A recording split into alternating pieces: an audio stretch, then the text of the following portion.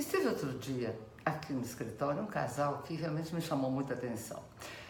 Eles estavam casados e um dos dois contraiu HIV. Na verdade, soube-se em seguida que ele havia contraído HIV e a situação ficou realmente muito difícil para ambos.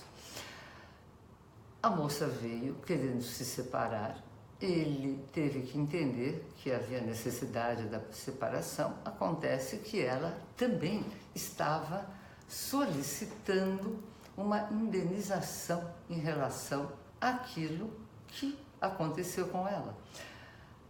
E eles vieram me procurar para saber se realmente essa indenização seria devida.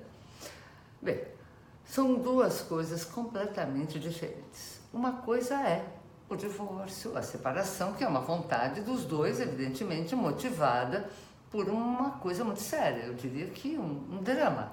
Mas também a questão da transmissão do HIV dele para ela foi uma coisa realmente muito traumática e danosa, e ela quer uma indenização e, na verdade, ela poderá obter essa indenização porque quando eles se casaram, e pelo que soubemos, ele já sabia desta questão, ele já sabia que ele era portador de HIV, ele assumiu o risco de transmitir HIV à companheira, à esposa, enfim, independente da relação que eles tinham.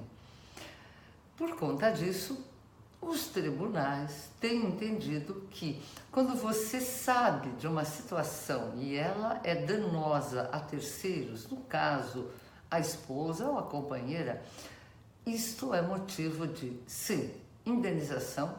Por quê? Porque assumiu ele, ou assumiria ela, se fosse o caso, o risco da transmissão dessa doença. E por conta disso, há a possibilidade, sim, de você ingressar com uma ação no judiciário para obter não somente a separação. Eu quero só lembrar uma coisa a vocês. Hoje, a culpa de um ou de outro, pelo motivo que for, seja, por exemplo, uma traição, seja, inclusive, essa questão da não informação que ele tinha uma doença grave e não informou a ela. Essas questões hoje, elas não são observadas pelo judiciário no sentido de que isso será uma justificativa para um divórcio. Não.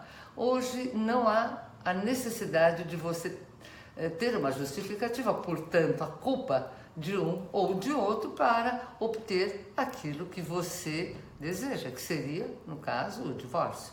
Significa, portanto, que como não há necessidade da justificativa, portanto, da culpa para o divórcio vai acontecer de qualquer forma.